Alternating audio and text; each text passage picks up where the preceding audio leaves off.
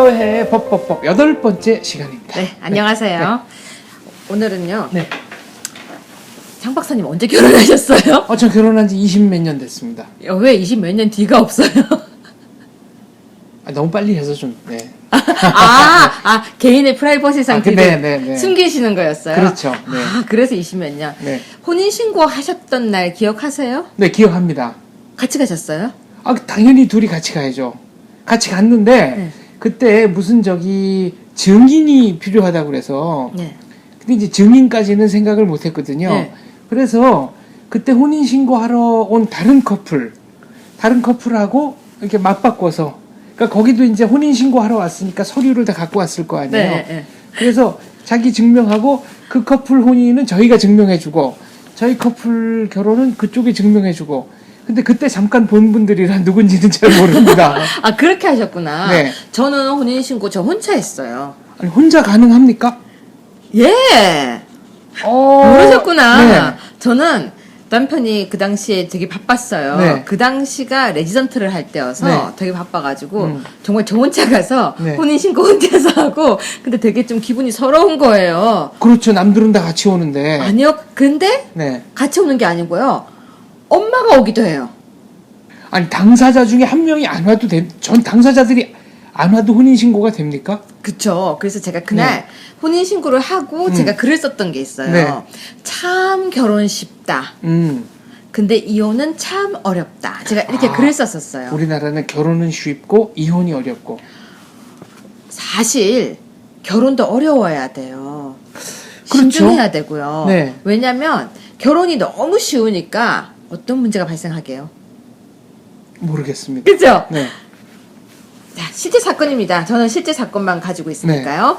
20대, 이거는 8월 21일 기사를 제가 인용하겠습니다. 혼인신고를 하러 갔더니 이미 자기가 기혼자로 돼 있었다. 그 기사군요. 바로 그겁니다. 네. 근데 막상 이거 당하면 어떤 기분 들까요?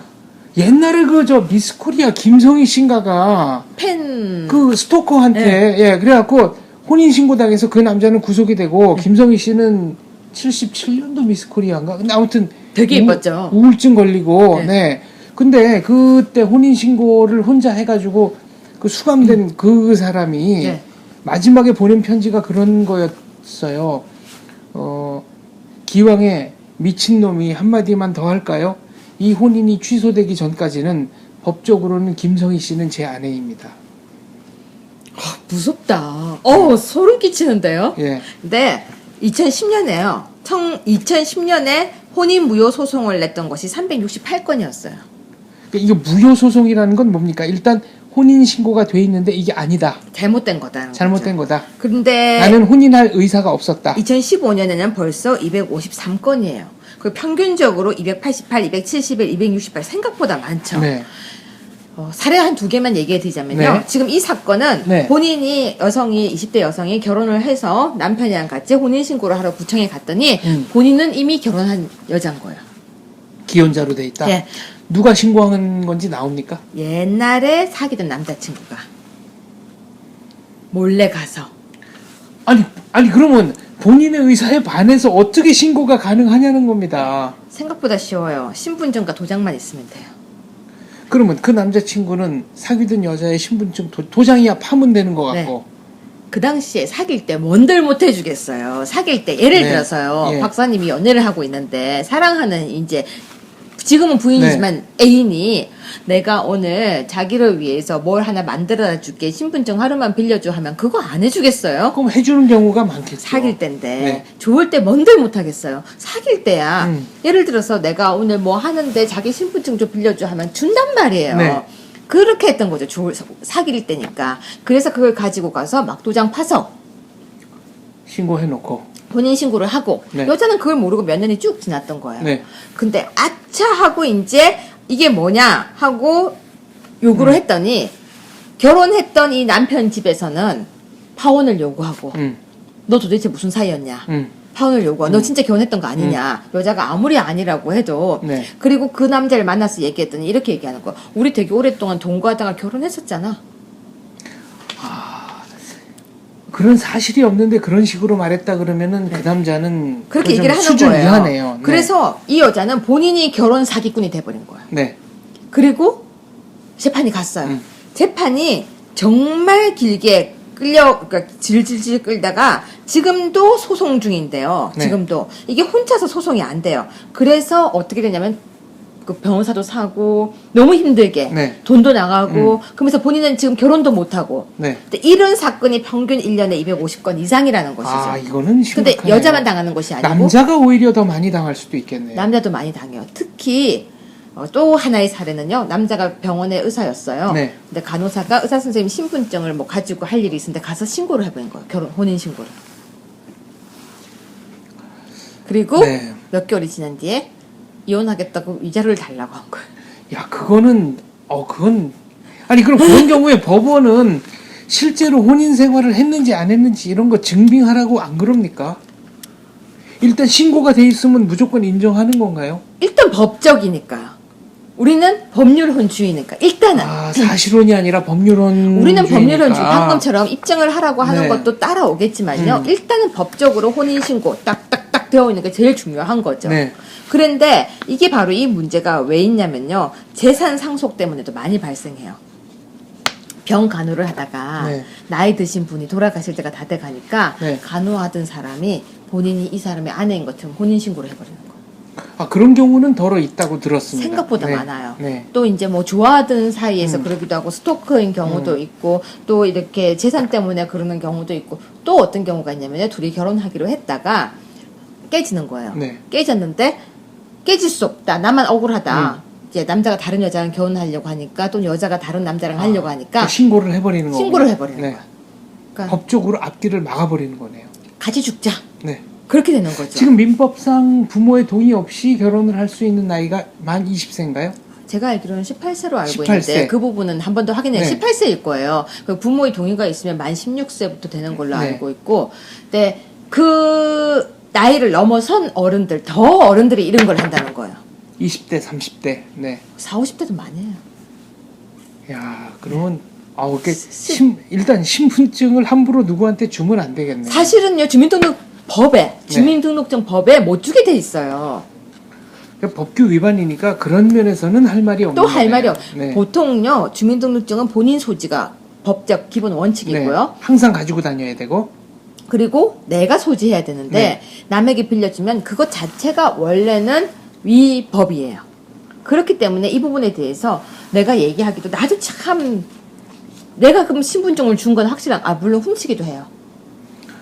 실제로 네. 훔친 사례도 있었어요. 네. 지갑에서 훔쳤는데 본인 모르고 있는 거야. 그 다음날 데이트하면 다시 껴놔요. 그런 경우는 알기 어렵죠. 알기 어렵죠. 네. 그리고 지갑에서 계속 신분증 꺼내지 않잖아요. 네. 모르고 하루가 지나는 거예요. 근데 보통은요, 동거하던 사이에서 많이 발생을 하고요. 동거 아니고도 애인이었던 사이에서 많이 발생을 합니다. 근데 저는 이게 바로 우리가 혼인신고가 너무 쉽기 때문이라고 생각해요. 외국에서는 어느 정도로 관리를 합니까? 일단은 시청에 가서 결혼해야 되는 거 많이 알고 계시죠? 네. 시청에서 결혼식처럼 결혼을 해야지만 혼인신고가 되고. 근데 결혼식과는 별도로 시청에서 일종의 세레모니가 좀 있어야 되죠. 있어야 돼요. 네. 근데 우리는 아무 데서나 결혼하고 구청에 가져가서 서류만 딱 내면은 네. 아까 말씀하셨던 것처럼 증인도 실질적인 증인이 아니라 사실은 이름을 쓰고 주민등록번호만 쓰면 돼요. 그러니까요. 제 혼인 신고할 때 증인도 일면식도 없는 분이고 지금도 누구였는지 기억도 안 나고. 그러니까 이렇게 되는 거예요. 그러니까 지금 제가 알기로 외국에서는 시청에서 그 관리들 앞에서 두 사람한테 직접 혼인 의사가 있는지 묻고 확인하고 그리고 혼인 성립증 하여튼 법률적인 그러니까 반드시 증명서를 둘이 가야 돼요. 네. 반드시 가야 됐던 걸로 기억합니다. 근데 우리는 반드시 둘이 가야 되는 것도 아니고 혼자서도 신고가 가능하고 도장하고 신분증만 있으면 다 해준다는 거예요. 그러니까 이게 과연 한 가정을 이루는 것이 얼마나 어려운 것인데 하다못해 부부 교육은 시키지 않더라고요. 네. 그러니까 결혼에 대한 준비죠. 아내가 될 준비. 저는 이게 필요하다고 생각하거든요. 아내가 될 준비, 또 남편이 될 준비, 엄마가 될 준비, 아빠가 될 준비가 필요하다고 생각하는데 거기에 대한 준비는커녕 혼인제도가 너무 쉽게 되어 있으니까 혼인신고를 너무 쉽게 하는 거예요. 당사자 합의 의사를 확인하지 않는 것. 아니 이게 이거 말이 좀 안 되는 것 같은데요. 그러니까 그렇기 때문에 혼인 무효를 입증하기가 어려워지는 거예요. 그렇네요.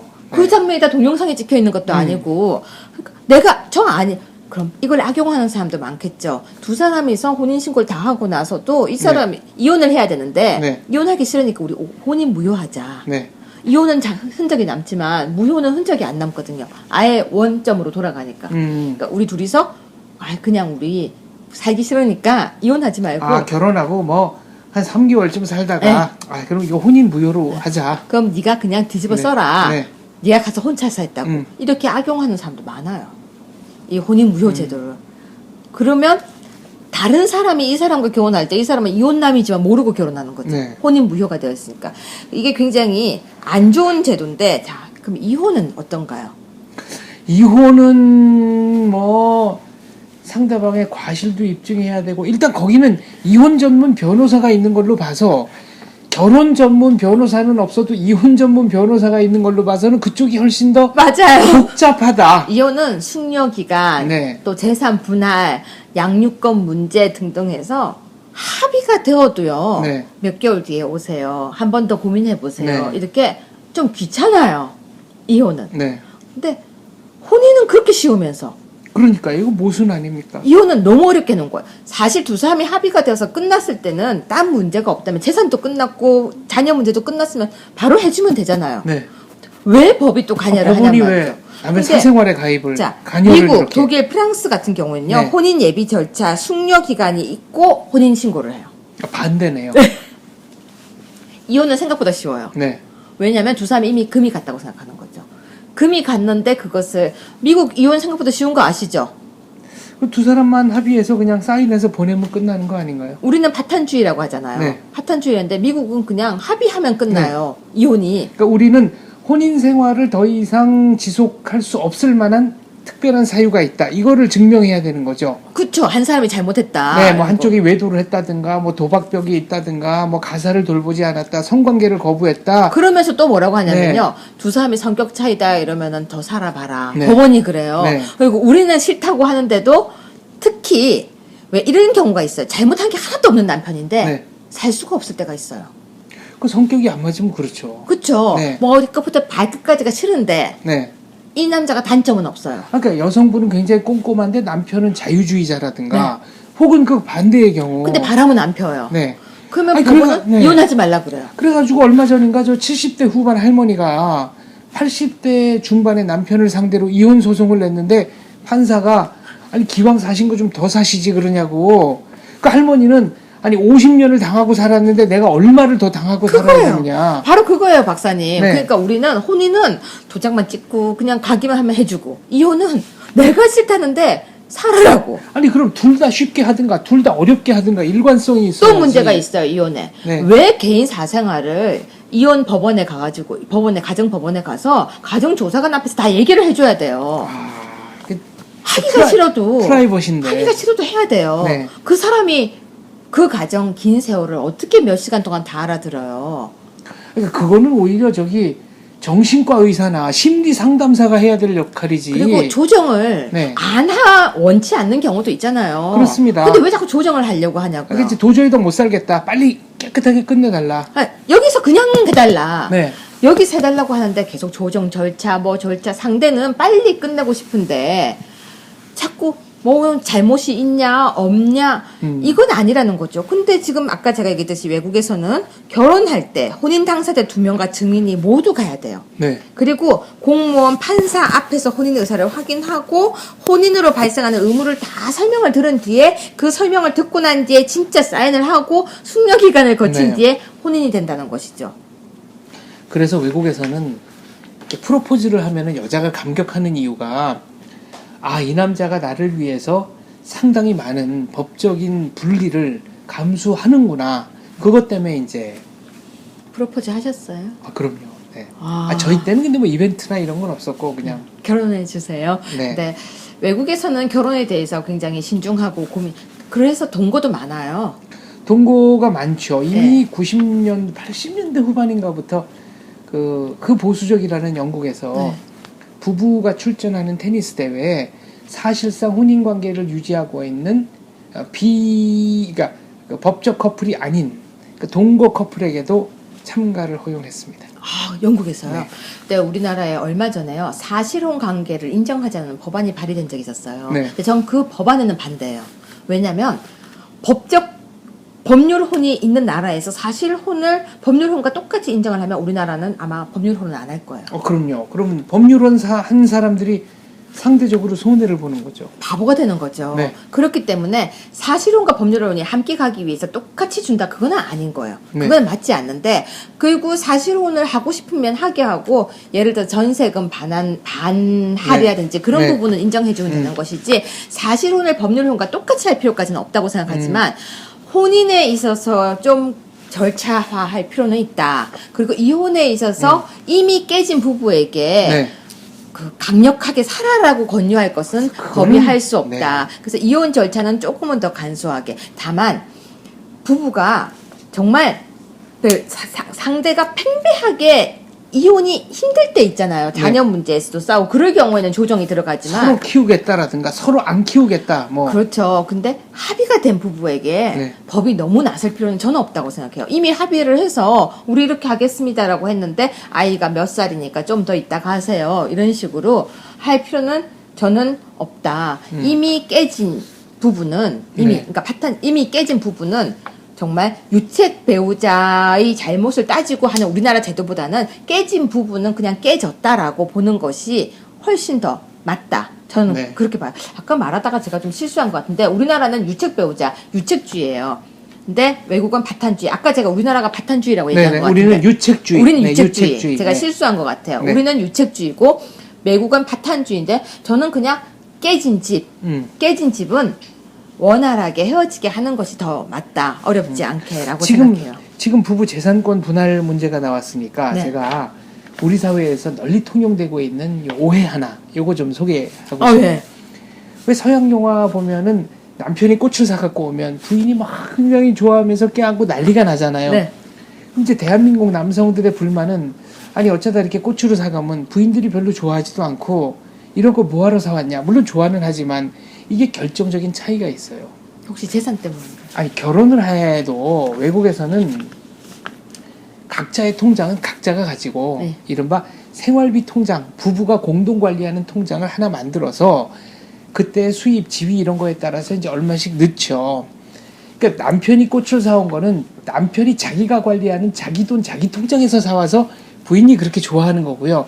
우리는 되게 결혼하면 공동 경제가 되잖아요. 그러니까 그게 그렇게 생색낼 만한 일이 아닌 그 거죠. 돈이면 소고기가 한 건인데. 그렇죠. 이렇게 되는 거죠. 그리고 차라리 네. 그걸 나한테 돈으로 주면 그렇죠. 내 비상금인데 네. 그 마음 이해 가요. 저도 제가 꽃을 되게 좋아하거든요.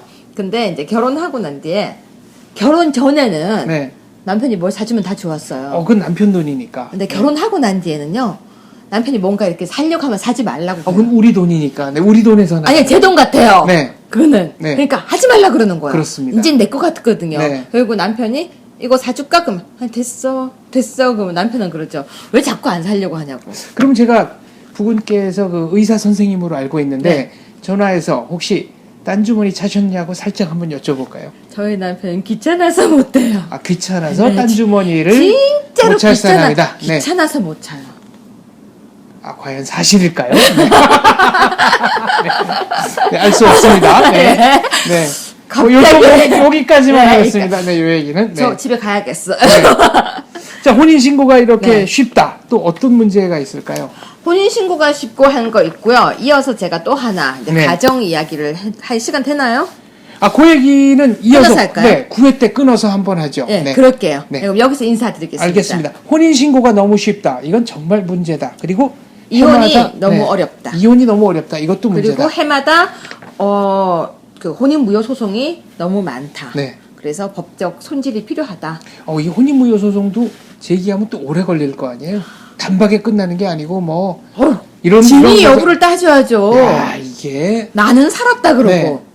아니라 그러고 네. 나는 우리 사랑했잖아 이러고 여기서는 아니 벌벌 뛰고 그러면 피해자 입장에서는 승소하고 나서 무슨 뭐 무고나 이런 걸로 걸 수 있는 건가요? 민사로 걸면 거기서부터 또 몇 년 가는 거 아니에요? 뭐 손해배상 청구 이런 건데요. 제가 네. 여기서 아주 웃긴 얘기 하나 해드릴게요. 네. 제가 진짜 어이없는 소송을 한번 당했었거든요. 네. 소액 재판을 제가 네. 당했었어요. 그러니까 저한테 돈을 빌린 적이 없는 사람이 저한테 자기가 돈을 빌렸다고 고소를 한 거예요. 그러니까 아니, 어떻게 그게 민사 가능한- 소송을 한 네. 거예요. 근데 그것도요. 제가 우리 집에서 쭉 살았고 있음에도 불구하고 다른 데다가 뭘 보냈는지 주소가 없다라고 네. 하면서 재판이 이미 확정 판결이 난 거예요. 네. 저보고 돈을 갚아라고. 얼마나요? 2천만 원이에요. 오, 근데 적은 돈은 아니네요. 그게요. 이자가 붙어가지고요. 네. 거의 4천만 원이 돼 있는 거예요. 네. 어떻게 된 겁니까? 제 기분이 얼마나 놀랐겠어요. 그렇죠. 이게 알고 보니까 그 사람이 저희 아버지랑 같이 이렇게 일을 했던 사람인데 네. 그 사람이 원래 회사에 내야 될 돈이 있었는데 네. 그걸 보내고 그것을 본인이 돈을 빌려줬다고 우기는 거예요. 세월이 지나서. 네. 아무튼 그런 인과관계는 다 빼고 이 사람 그러니까 그렇게 해서 재판을 걸었는데 그 안에 통장을 그 당시는 제 통장을 사용했었어요. 네. 그때는 그게 또 그렇게 불법까지는 아닌 시절이었는데 그때 제 통장으로 돈이 입금이 됐던 거예요. 근데 저는 그 당시에 독일 유학 중이어서 네. 그 통장을 사용을 안 하고 있었는데 저희 아버지가 그냥 쓰고 있었던 거예요. 제가 쓰던 통장을. 유학 자금도 보내고 해야 되니까 쓰고 있었는데 자, 제 판사가 뭐라고 판결했는지 아세요? 뭐라고 저희 판결했습니까? 아버지가 빌렸다고 칩시다. 네. 그랬는데 그걸 일상가사 대리권에 의해서 아버지가 빌린 돈을 딸이 갚아라 이렇게 판결 내는 거예요. 그거는 말이 안 되는 것 같아요. 일상가사 대리권은 부부간이에요. 네. 이렇게 바보 판사가 있더라니까요. 부인이 빌린 건 남편이 갚고 남편이 빌린 건 부부가 갚아야 되지만 자식 간에는 이거 성립 안 하는 거예요. 전혀요. 네. 우리 소액재판에서요. 판사들이 이런 실수를 지금도 많이 하고 있어요. 그거는 그것대로 좀 바로 잡아야 되겠네요. 그래서 국민들이 피해를 많이 보는데 자 혼인무효 소송 같은 거 들어갔을 때 판사들이 신경 쓸까요? 제가 얘기하고 싶은 게 그거예요. 뭐라고 생각할까요? 알겠습니다. 저 네. 둘이 동거했던 거 아니야? 그렇죠. 야, 이게 정말 선의의 피해자 입장에서는 정말 미치고 팔딱 뛰어. 그럼요. 그래서 판사들이 다 그렇다는 얘기는 절대 아닌데요. 절대 아닌데. 네. 그런 피해자가 지금도 나오고 있고 저 역시 피해자였잖아요. 저는 판결 그렇게 받았어요. 1심. 물론 뒤집어서 승소했어요. 그런데 승소하기까지 시간과 노력과 비용이 들어갔다. 당연하죠. 이게 변호사비 중요한- 네. 그리고 시간 네. 정신적인 후유증. 네. 저 너무 상처받았어요. 알겠습니다. 그런 일이 다시는 일어나지 않기를 바라면서 법법법 8회는 여기까지 하겠습니다. 감사합니다. 감사합니다.